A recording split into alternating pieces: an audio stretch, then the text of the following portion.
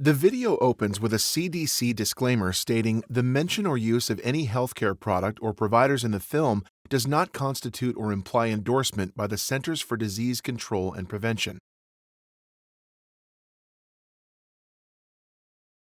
The title of the training course and U.S. Department of Health and Human Services (DHHS) and Centers for Disease Control and Prevention (CDC) logos appear with animated effects.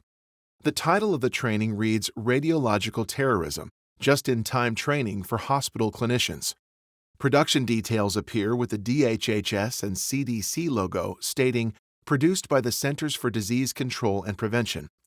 Then the scene fades to a video of Dr. Jim Smith, who was a health physicist and assistant director for radiation at the Centers for Disease Control and Prevention at the time of recording.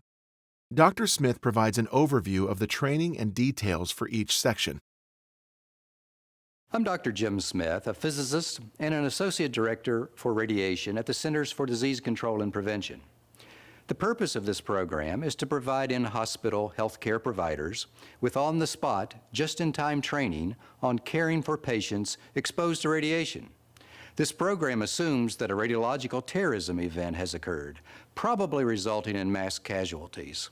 It also assumes that you are a clinician who has just responded to emergency services.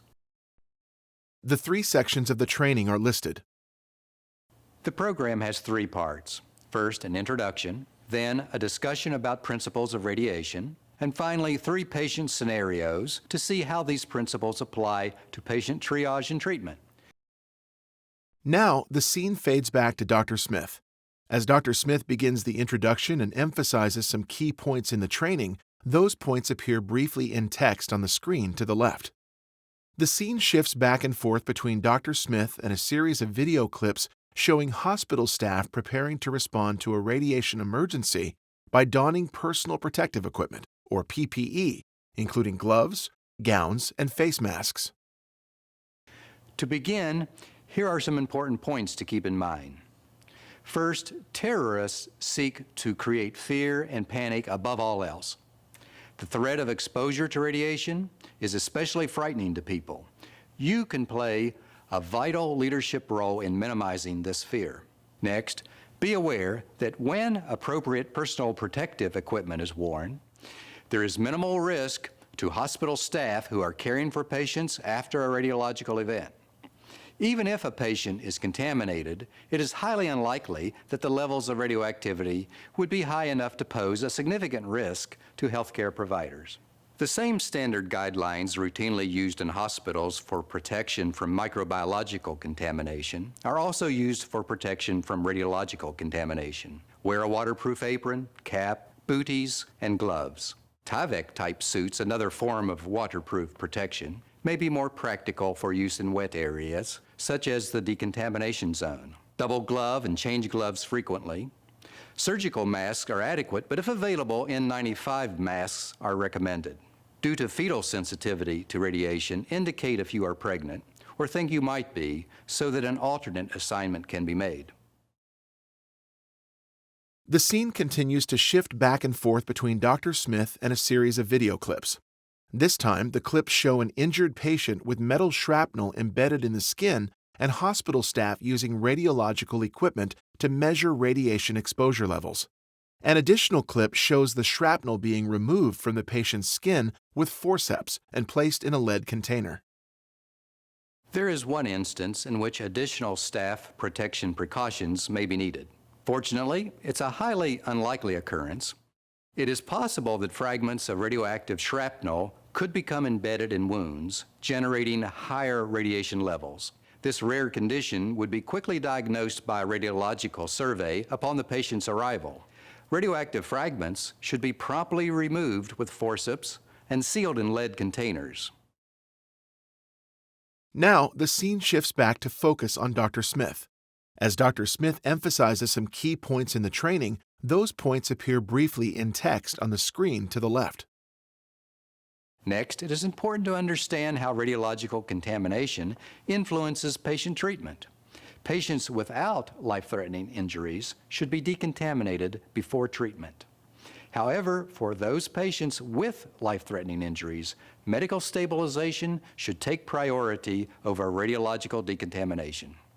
Now finally, as you know, your hospital has an emergency response plan, and you should follow it carefully. For example, follow procedures for moving in and out of the warm and cold zones. The scene now shows a series of video clips with hospital staff responding to a radiation emergency. Scenes include staff in PPE in the warm zone, removing their PPE carefully in the buffer zone, and being scanned for radiation exposure after removing their PPE. Don personal protective equipment prior to entering a warm zone. Remove PPE in the buffer zone between the warm and cold zones. Surveying for contamination is another important procedure. Radiological contamination cannot be detected by human senses. However, its presence is quickly assessed by radiation detection devices, such as survey meters. Your body will be surveyed as you go from the warm to the cold zone. Only trained staff, as designated by your hospital's emergency response plan, should perform the surveys. Consistent equipment and technique should be used. The radiation survey meters are highly sensitive and will make noise even as they pick up what are considered normal levels of background radiation.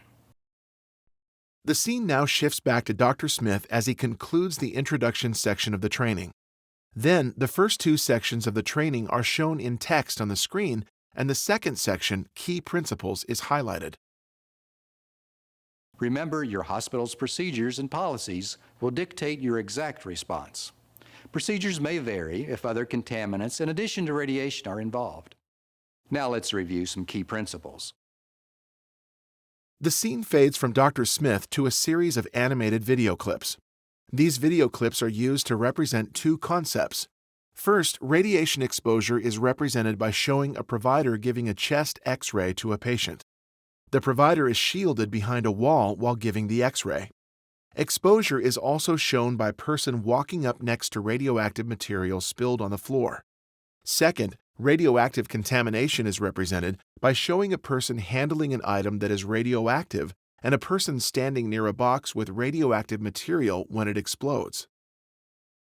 First, radiation exposure. Exposure occurs when a person is near a radiation source. An example is when a patient receives a chest X-ray. To prevent occupational harm, the radiology technician is protected through distance and shielding. To prevent harm to the patient, the duration of exposure is carefully controlled. People do not become radioactive after exposure to common radiation sources. For example, after a chest X-ray, a person does not pose a risk to others. Consider the impact of a terrorist incident involving an unshielded radioactive source at a public place. Similar to a chest X-ray, people would be exposed to radiation. Those closest to the source for the greatest time would receive the highest exposure. Although they may become ill if the exposure is high enough, they would not become radioactive or pose any risk to others. Now let's look at the principle of contamination. To become contaminated, radioactive material must get on a person's skin or clothing or inside the body. For example, people could become contaminated if they were near an explosion of a dirty bomb, that is, an explosive such as dynamite laced with a radioactive material. Now, the video clip shows an animation of a person standing under a shower, turned off, wearing a jacket that is shimmering, suggesting that it is contaminated with radioactive material. The person removes the jacket, which removes nearly all of the shimmering radioactive material. Then, the person turns on the shower, and the remaining shimmer on their head disappears as they bathe. This is meant to represent removal of external contamination from radiation. Next, a video clip shows a simulation of the internal organs of a person who has ingested radioactive material to represent internal contamination. The animation pans in on the human form as its skin becomes translucent, and its esophagus, lungs, stomach, and intestines are shown. A gas is sprayed at the human form's face, and the shimmer, representing radioactive material, is shown to enter the body and be present inside the lungs, airway, and stomach.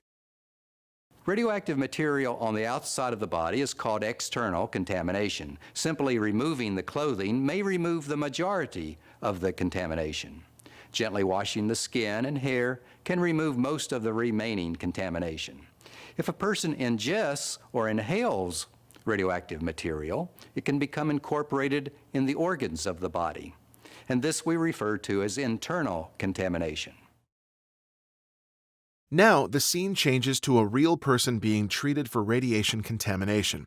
The video clip shows a person with radioactive material on their wounded leg.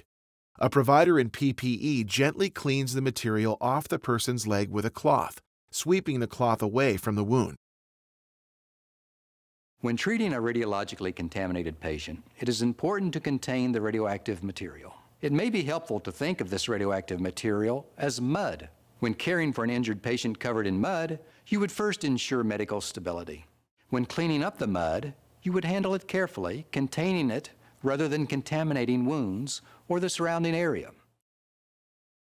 The scene changes to show the list of the 3 training sections, highlighting patient scenarios as the third and next section of the training. With these principles in mind, let's look at 3 patient scenarios involving radiological terrorism and see how the patient would be assessed, triaged, and treated. The scene changes to a still image of a provider in full PPE standing on a loading dock area. She holds a radio in her hand. Text on the screen reads, Scenario 1, Exposure and Contamination in a Critically Injured Patient, as the narrator describes the scenario. Scenario 1 video is set outside a hospital where a provider in PPE is giving updates into a radio regarding the situation. EMS arrives with a patient on a stretcher that has radiation contamination and a sucking chest wound. The patient appears unconscious. The providers use scissors to carefully remove the patient's clothing to reduce radiation contamination. Clothes are placed in a hazmat bag, and the patient is rolled away toward the hospital entrance. The patient in this first scenario was exposed to radiation and contaminated by radioactive material. When a patient is critically injured, stabilize life-threatening injuries first and then conduct decontamination. Yeah, it looks like a dirty bomb. We've got 30 patients so far, all self-referred, mostly walking wounded. They're all contaminated with radiation, no sign of any chemical use. Hazmat just contacted us to confirm there's radiation at the site, but no chemical agent was detected. EMS just radioed in about a critical contaminated patient with a pneumothorax. Okay, out. This is the patient we called you about with a sucking chest wound. The needle decompression worked for a while, but now he's not responding very well. We got contamination here. Looks fairly low level. BP's 90/60, respirations 30 per minute, and shallow with retractions. He was maybe 50 feet from the dirty bomb explosion. He's got a deep wound on the right calf, sinus tachycardia around 130. He needs a chest and scan. Let's get his clothes off before we get him into trauma. Remove clothes as soon as possible, carefully rolling them away from the face and wounds to avoid internal contamination. This may remove as much as 90% of the external contamination. For patients with life-threatening injuries, medical stabilization should take priority over radiological decontamination. All right, slow down. We're going to turn here. Let's get him out of the gurney. Your hospital should have a policy and procedure for performing radiological decontamination inside the facility. Note that in this last scenario, the decontamination team was still wearing all hazards PPE, since the hospital had just received confirmation that radiation was the only contaminant. Now, the scene shows the patient on a hospital bed inside a trauma room with providers in PPE around him. He is now conscious, breathing heavily and appearing disoriented. He is covered in a white cloth from the waist down, and on his exposed chest, there is evidence medical attention has been given to the sucking chest wound.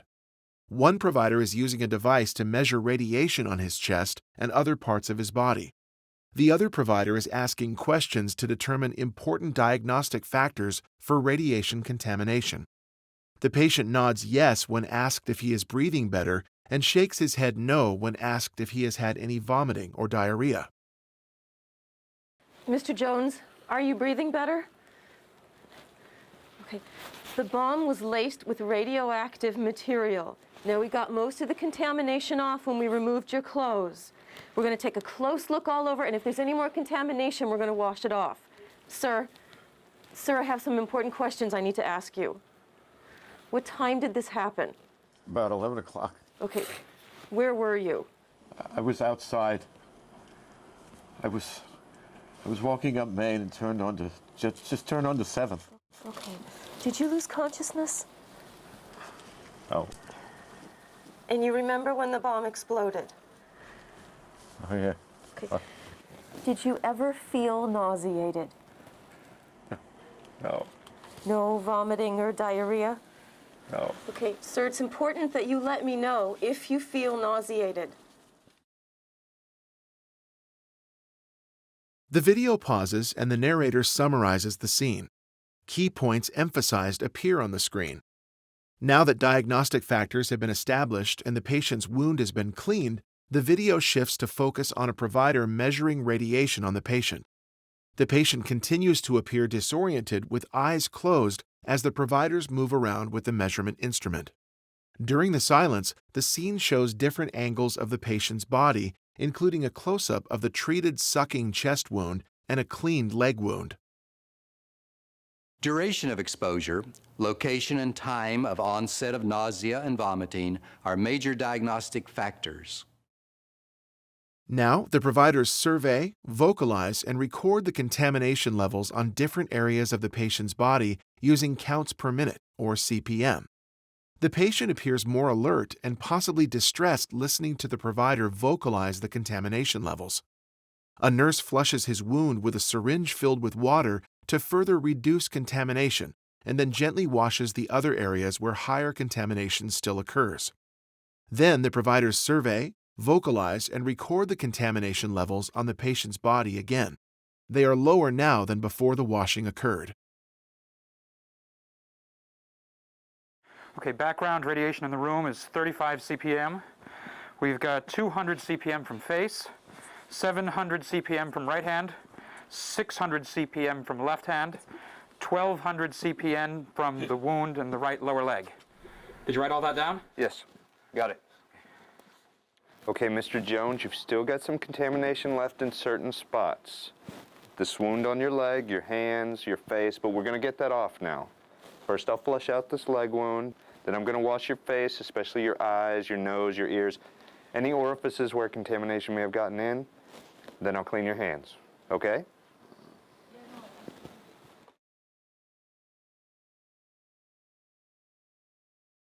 Use gentle, repeated irrigations to cleanse wounds, controlling the spread of contamination. Cleanse wounds first, then orifices, then intact skin.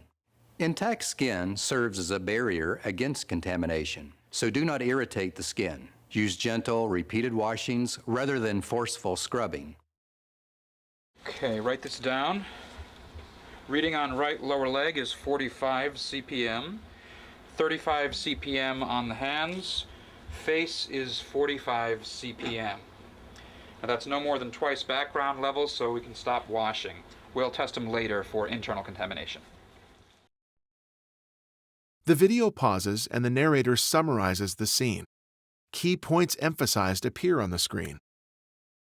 Cease washing when readings on the survey meter are no more than twice background or remain unchanged. As Dr. Smith narrates, the video shows a montage of previous scenes to represent the triage, stabilization, and decontamination steps that have occurred, and then returns to Dr. Smith speaking to the camera. The patient in this first scenario was both exposed and contaminated. You've seen how a critically injured patient should be triaged, life-threatening injuries stabilized first, and then decontaminated. Let's look at what could happen with another type of radiological incident. The video shifts to a still image with a female patient on a stretcher inside an ambulance. Text on the screen reads, Scenario 2, Exposure without contamination. The still image then moves to a video clip of the patient in the ambulance. EMS providers move the gurney out of the vehicle onto the ground just outside the hospital entrance. Hospital providers arrive in PPE to assess her for radiological exposure. One of the providers uses an instrument to test her radiation levels. She appears lethargic. Once they confirm radiation is at normal background levels, both providers remove their face masks. The scene ends with EMS and providers pushing the patient's gurney into the hospital. There are a few seconds of silence in the video as they move the patient toward the hospital entrance. This patient was exposed to radiation but was not contaminated. She will not need decontamination, and there is no risk to caregivers. This patient was on a subway where they found a bag with the radioactive source inside. The bag was hidden under a seat. She was sitting next to the bag. They haven't found any contamination at the scene. She's homeless. She's been riding the subway all day, maybe 6 hours in the same car. She's been complaining of nausea. Vital signs are stable. Looks like levels just normal background. It just hit the news that a radioactive source was found. We're expecting to get flooded with patients from that subway. Let's get her into room 3. The video now shows the patient in room 3 with hospital providers. A doctor sits next to her to ask questions to help establish diagnostic factors. Then the doctor leaves and another provider comes into the room to take her blood pressure. Notably, the providers are no longer dressed in PPE. Miss Filano, how long were you on the train? I don't know, since this morning. Okay. Have you been nauseated? Mm-hmm. It's been going on a while now. Okay. Did you vomit? Maybe once. Okay, it's important to know exactly when that was. Do you remember? Maybe an hour ago. Okay. Let's get a stat CBC with differential, monitor our vital signs, and keep me posted. As you can see, this patient was exposed to radiation but was not contaminated. She will not need decontamination, and there is no risk to caregivers. Serious systemic radiation injury or acute radiation syndrome will always induce nausea and vomiting. Sequential CBCs showing progressive declines in lymphocyte levels are considered diagnostic. Refer to an Andrews lymphocyte nomogram if you have one. To his left, the scene displays an Andrews lymphocyte nomogram, but doesn't explain it in detail. What is shown in summary is a chart describing how increasing radiation doses to the whole body impact a person's early lymphocyte counts, shown on the x-axis, across several days, shown on the y-axis. Notably, all radiation doses lower early lymphocyte counts, and any whole-body dose greater than 3.1 Gray, or GY, will bring those counts into increasingly more dangerous levels for the patient. A whole-body dose of 7.1 Gray or higher creates a lethal situation for a person's immune system. Help me! The scene quickly changes to a video of a man yelling out in concern and running toward hospital providers who are dressed in all hazards PPE. On the screen, text appears stating Scenario 3, External Contamination and Exposure.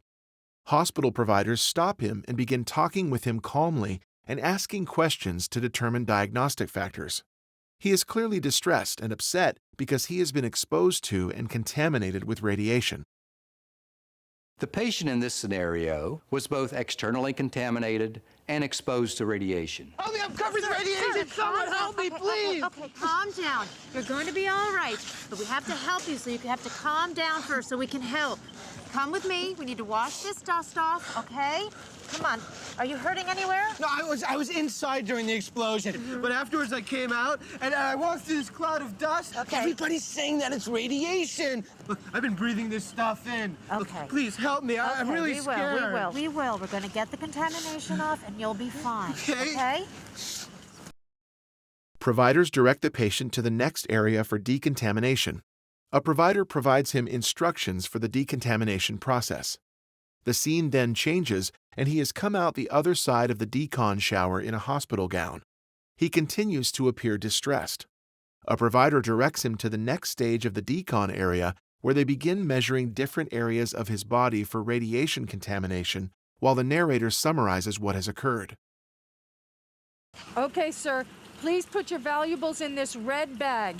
Then take this white gown and put it over your clothes. I'm going to have you undress underneath the gown and put your clothes in this orange bag. Then you're going to go through the shower. I want you to scrub well, especially where you had no clothes covering your body. Someone will help you on the other side. Okay, okay. Are you okay, sir? I'm worried. Look, there's radiation in this stuff, isn't there? You're going to be all right. I know this is very upsetting. We need for you to walk over to our staff member over here. They're going to survey your body and make sure the contamination is gone. Then they're going to take you to another area where other staff members will talk to you about all of this and about radiation.